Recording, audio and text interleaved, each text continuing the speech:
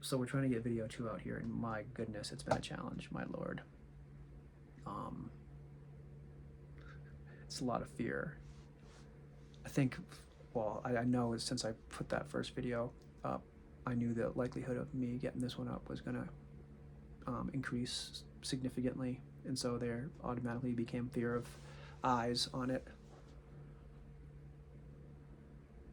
I heard from somebody that millennials don't like deep, thoughtful, long, contemplative pauses, so that, obviously I contemplated that. I decided I can eliminate the deep, contemplative, thoughtful, and long pauses. I can edit them out, or I can not give a damn about what people think about deep, contemplative, thoughtful, long pauses. But what I decided for this one is I'll just try to do a balance between the three. In my meditation last night, I decided that I was going to send this video out to everybody in my contact list, regardless of when we last spoke, how we last spoke, why we last spoke, how we felt about each other when we last spoke. I thought about the last one for a bit. I want everyone to know that if I didn't like you, or we didn't like each other the last time we spoke, it was probably because at least I was lacking love. And if you were, I hope you found love. If you weren't, then it was definitely on me. And I've found love since then. And so, and I love you. So, I mean that. So hopefully this can be embraced a little more warmly than otherwise. I know that if I can get through this, it is going to be an incredible, transformational experience that's going to lead to growth and understanding in ways I can't even imagine, because there's just so overwhelmed right now. I'm so overwhelmed. But let's talk about fear.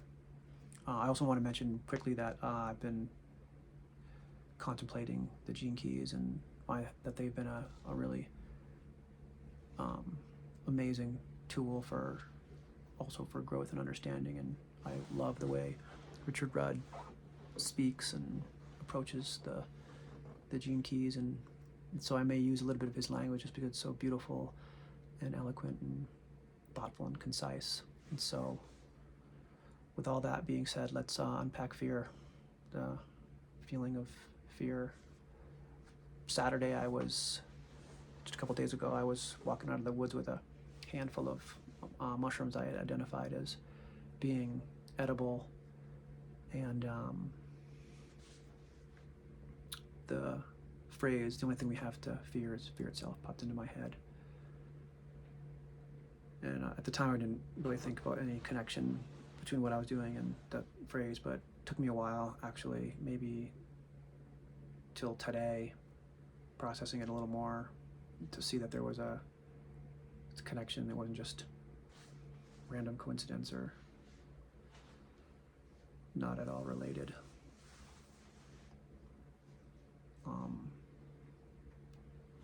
I ended up eating the mushrooms and ending up in the emergency room with mushroom toxicity and mushroom poisoning.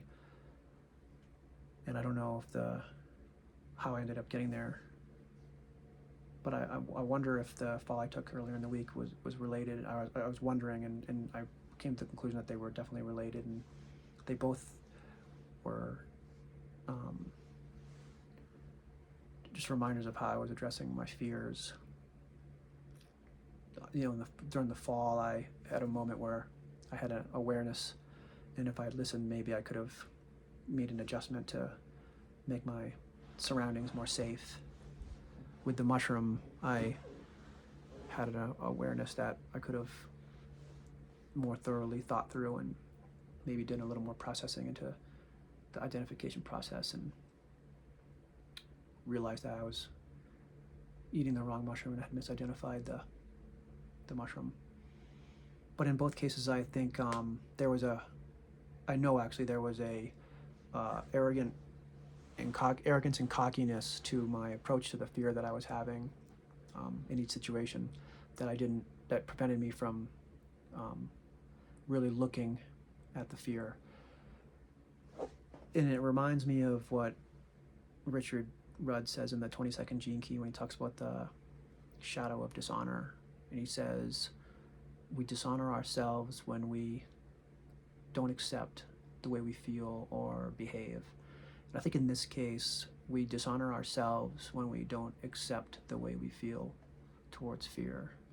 And fear is like a mirror, I think. It allows us the opportunity to honor ourselves, honor our fear, and then hopefully move through that fear in that moment and forever.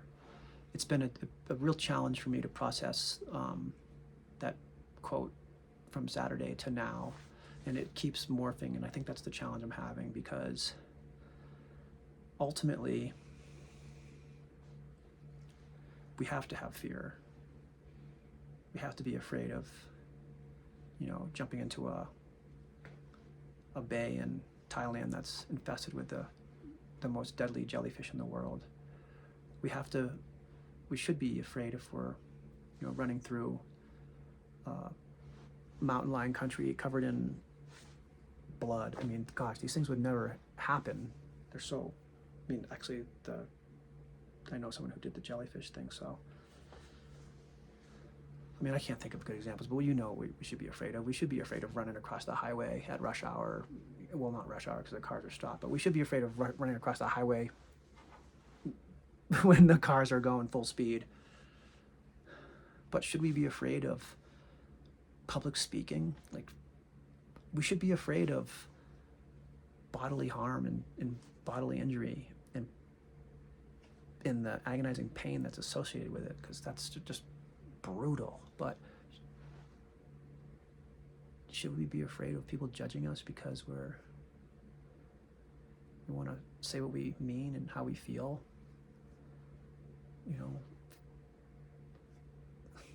I'm not going to answer that. I know how I feel about it. I remember when I was growing up, people would say, we had this saying, sticks and stones may break my bones, but names will never harm me. I don't know if that sounds familiar to you. Teachers, adults, parents would contradict that to me continually. They would assure me that my bones would heal from sticks and stones, but the names that people would call me would harm me for the rest of my life, would traumatize me for the rest of my life. They assured me of that. And I think that's such a tragic thing to teach a child. Because I imagine if I had actually believed that statement, that sticks and stones could break my bones, but names would never harm me. Imagine if I believed that truly and deep in my heart. Imagine if you believed that. Imagine if we all believed that. Imagine the fearlessness we would have, the worthiness, the confidence, the courage. Imagine the empowerment. Imagine what our approach to fear would be. Would we be afraid of being honest? Would we be afraid of opening our heart? I don't know. I don't think we would. I spent many years of my life trying to deal with my fears. I had a fear of heights. I had a fear of just talking to people that were, more important than me. I had a fear of not succeeding, and I confronted those fears. I'm still afraid of heights, but I just would spend time at elevation, in high places, climbing, rock climbing. When I was working building houses, just getting high up on roofs, and then I worked on my fear of being in public around people, speaking by just speaking. And I think when I was in college, I would write out what I wanted to say on paper. I'd just read it, and that gave me some confidence until I could finally just use it as notes. And then to overcome my fear of feeling like a failure or not a success. I just worked really hard to go to college and get into, really good schools, and then out of college I worked really hard to get good jobs, and I never really felt honorable with myself or honest. I always felt a little dishonest, like a little bit of a fraud, because it's not what I wanted to be. That's not what resonated with me. Me being an engineer was not what resonated with me, and so those attempts at addressing fear never really worked. And I also spent many years openly and adamantly proclaiming that I was afraid of nothing with such conviction, and it never gave me the opportunity to address my fears, the fears I didn't even know I had. I knew I was afraid of getting hit by a car or getting eaten by a mountain lion, but did I know I was afraid of just openly speaking on a video or telling someone how I feel about a particular topic that I want to be honest about, or addressing wound patterns like guilt and shame and abandonment and oppression. I never gave myself the chance to think about any of that while living in that state of feeling like the only thing I had to fear was fear itself. And I think that there are so many things to be afraid of nowadays, and it cripples us. And I think if we can just address our fears, we can move forward. And I guess the big question is, how do we do that? Well, I met the most amazing person a couple years ago, and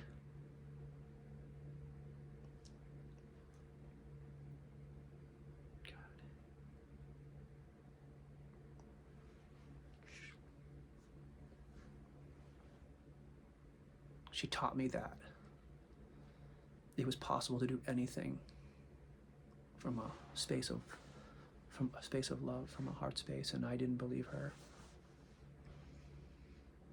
But now I do.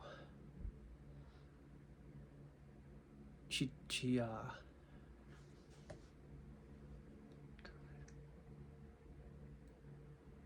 told me to open up my heart. And she told me to breathe. She didn't tell me that very long ago. And since then, it's been a different experience for me in this world.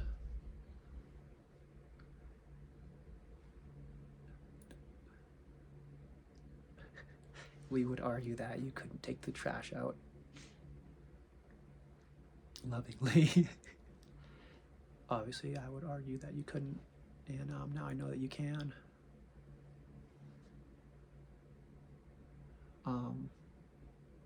She taught me that I was afraid of things, and that was the first step for me in addressing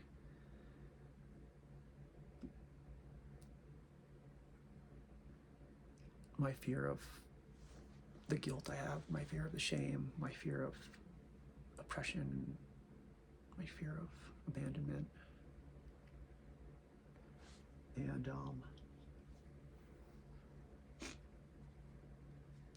she taught me that opening your heart is the key to it all. And I, since then, have learned that the heart is more than just what everyone says it is. It's a gateway. It's not just a red two-lobed shape that goes on the cover of a Hallmark card. It's a gateway, and if we can just open that gateway,